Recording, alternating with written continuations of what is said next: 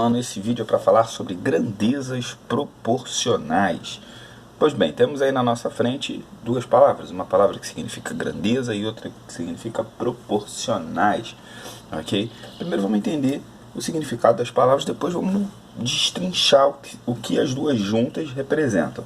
Bom, matematicamente falando, proporcionais vem de proporcionalidade, certo? Proporcionalidade tem a ver com proporção.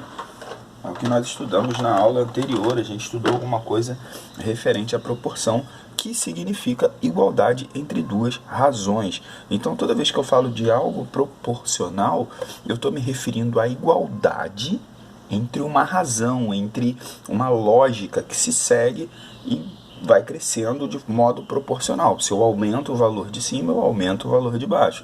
Então, isso tem a ver com proporcional, proporcionais.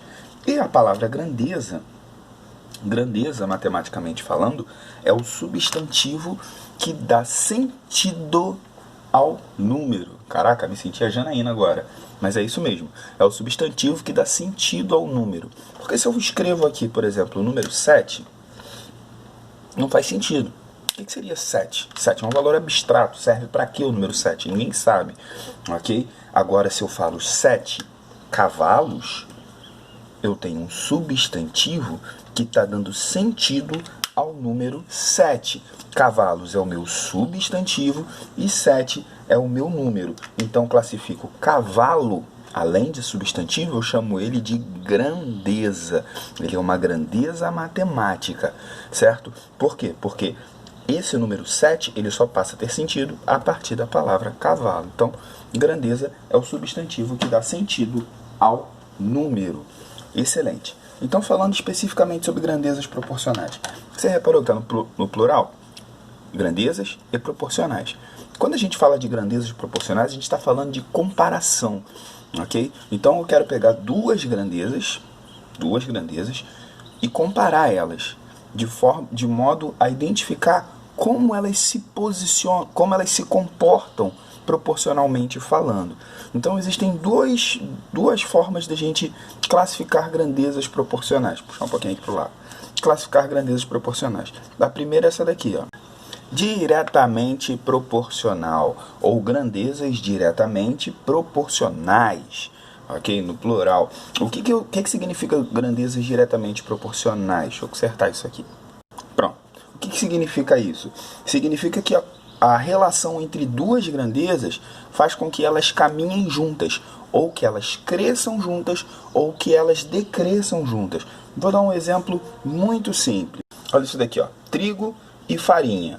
A farinha de trigo é feita do trigo, não é? Então, quanto mais trigo eu tenho, quanto maior a quantidade de trigo, maior a quantidade de farinha. Se eu só tenho 1 kg de trigo, eu tenho pouca farinha. Vou ter, sei lá, meio quilo de farinha. Mas se eu tenho 200 toneladas de trigo, eu vou ter 100 toneladas de farinha. Então, os valores são diretamente proporcionais. Quanto mais trigo eu arrumo, maior a quantidade de farinha. O segundo exemplo de grandezas diretamente proporcionais, ó, tempo sem comer e o tamanho da fome. Certo? Se a gente relacionar essas duas grandezas diretamente proporcionais, a gente vai ver que quanto mais tempo sem comer, maior é o tamanho da fome. Então você aumenta o tempo sem comer, aumenta o tamanho da fome. Diminui o tempo sem comer, diminui o tempo da fome.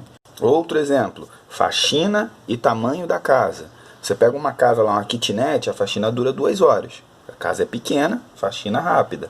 Aí você vai dar uma faxina na mansão do Felipe Neto. Pô, o tamanho da casa é gigante. Então, se a casa é grande, a faxina também leva bastante tempo. Ok? Então, isso são grandezas classificadas como diretamente proporcionais. São grandezas que crescem juntas, onde o valor de uma grandeza depende diretamente da outra.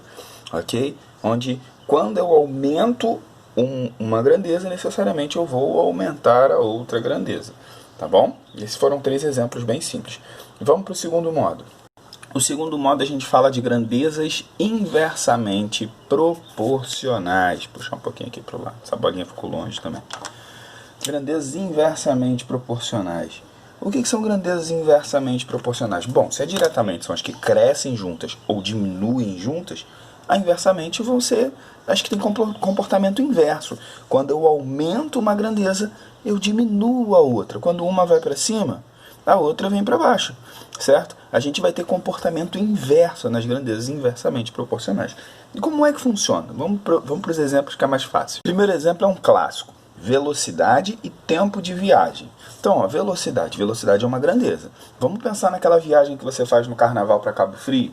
Você vai lá para Cabo Frio e leva 6 horas de viagem. Sai daqui de Nova Iguaçu, pega engarrafamento. Então, a velocidade média do seu carro vai ser de 30 km por hora.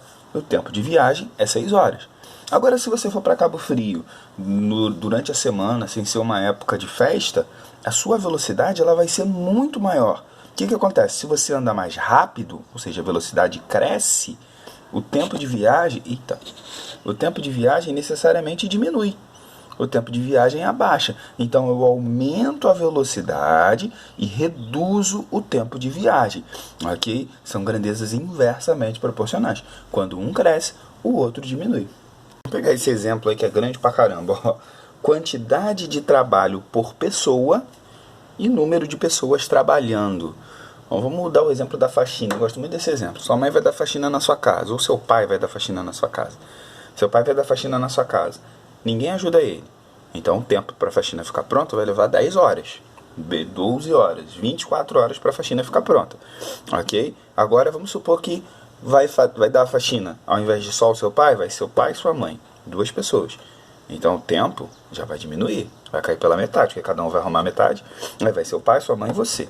Ó, 3 pessoas. O tempo aqui já vai dividir por 3. Vai ser o pai, sua mãe, você e mais um. 4 pessoas. O tempo aqui vai dividir por 4. E quanto mais pessoas trabalhando, menor a quantidade de trabalho por pessoa. Eu aumento a quantidade de pessoas e diminuo a quantidade de trabalho por pessoa. Grandezas inversamente proporcionais. Mais um exemplo, a sua nota e o tempo que você vai ficar de castigo. Pensa comigo. Se você tirar 0, quanto tempo você fica de castigo? Sua nota é baixa. Você vai ficar aí 1 mês de castigo porque tirou 0? Sua mãe vai te matar? Então vamos pensar que você ficou 1 mês de castigo porque tirou 0. Sua nota é baixa. Aí você vai tirar 1.